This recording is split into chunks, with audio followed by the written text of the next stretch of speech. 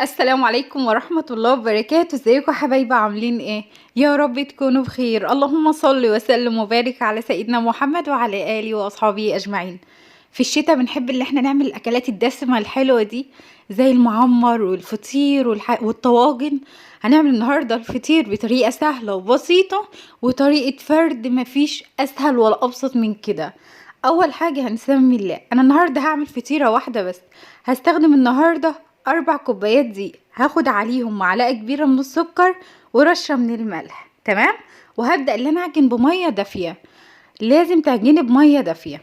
اهم تكاية في عمل عجينة الفطير، لازم تديله حقه في العجن. الفطير بالذات من المعجنات اللي بياخد حق، اديتيله حقه في العجن هتلاقيه ما شاء الله بيتفرد معاكي بكل سهولة، والورقات بتاعته ما بتتقطعش. فضلت اعجن العجينة بتاعتي حوالي ربع ساعة عجين متواصل، لغاية اما لقيت ملمسها ناعم خالص في ايدي وطرية، وبتديني تلزيقة بسيطة خالص. تمام.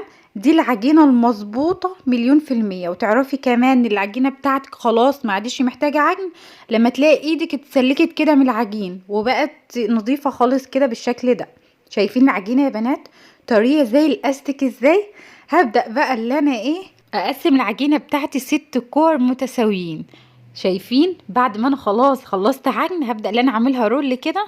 اهم حاجة 6 كور يكونوا متساويين. لو انت عندك ميزان بتاع مطبخ حاولي تخليها نفس الجرامات، انما انا دلوقتي ايدي هي اللي ميزاني. يعني انا دلوقتي عملت 6 كور ما شاء الله، مقاس واحد. هتجيبي الطبق بقى اللي انت هتحطي فيه، تحطي فيه معلقة زيت كبيرة، وتبدأي في كل كورة هتقطعيها تغلفيها بالزيت. اهم حاجة يا بنات، لازم تسيبي الفطير يرتاح بعد التقريص. بعد ما قرصتيه كده كورتيه، تسيبيه يرتاح حوالي نص ساعة عشان يساعدك في الفرد. ما تلاقوهوش استك كده بيرد معاكي، كل ما تفرديه يرد معاكي. لا، كل ما تسيبيه يرتاح كل ما تلاقي ما شاء الله العجينة بتتفرد تحت ايدك بكل سهولة وما تتقطعش معاكي. شايفين؟ غلفته كويس وهغطيه بكيس بلاستيك واسيبه حوالي نص ساعة. تعرفي العجينة بتاعتك خمرت لما تضغطي ضغطة كده بصبعك وتلاقي الضغطة ما ردتش تاني.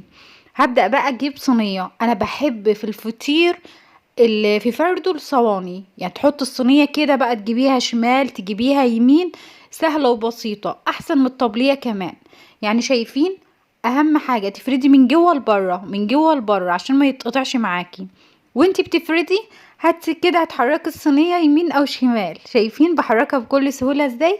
وابدأ بقى اللي انا انطق العجينة بتاعتي. كل ما تنطقيها وتلاقي الورقة كده بانت، الصينية بانت كده من تحت الورقة، كده تعرفي ان طبقات الفطير بتاعتك هتطلع مورقة وزي الفل بإذن الله. شايفين الجمال يا بنات؟ لو اتقطعت معاكي حاجة بسيطة عادي جدا هندار القطعة دي دلوقتي.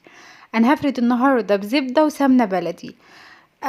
عملت حوالي ربع كوباية من الزبدة وربع كوباية من السمنة البلدي. ممكن تحطي زيت على سمنة، زيت على زبدة، انما زيت لوحده لا.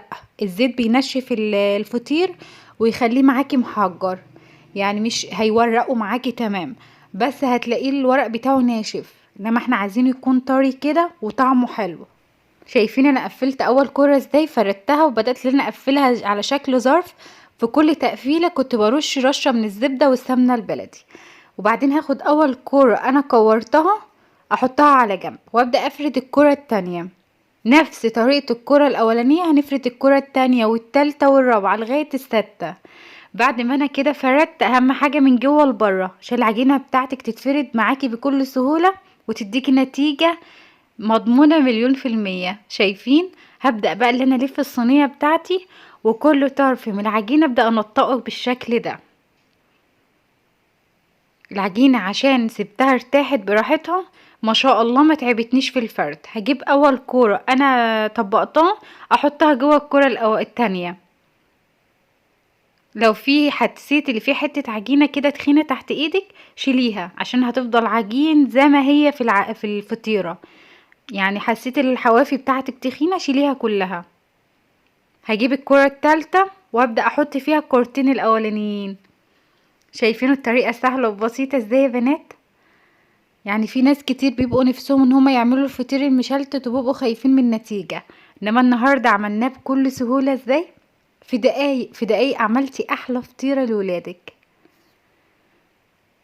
هبدأ اخلص بقى الطبقات الفطير كلها اللي موجودة معايا بنفس الطريقة، وابدأ ان انا اسيبها بقى في الصينية ترتاح حوالي نص ساعة قبل ما انا افردها في الصينية. هسيبها ترتاح في الصينية عشان تتفرد معايا يعني بكل سهولة كده، يعني ما تتعبنيش في الفرد. شايفين بقى النفافيخ دي انت اللي الفطير بتاعي باذن الله هيطلع مورق. تدهني ايدك دهنة زيت وتبدأي انك تفردي الفطيرة بتاعتك كويس. اتفردت معايا وزي الفل. هدخلها الفرن على اعلى درجة، يعني شوف الدرجة بتاعتك 260 280 هتشغلي على اعلى درجة. ما شاء الله تبارك الله طالع زي الفل. جربوه يا بنات بنفس الطريقة ونفس الخطوات هيعجبكم. يا رب النهاردة تكون حلقة خفيفة عليكم، والسلام عليكم ورحمة الله وبركاته.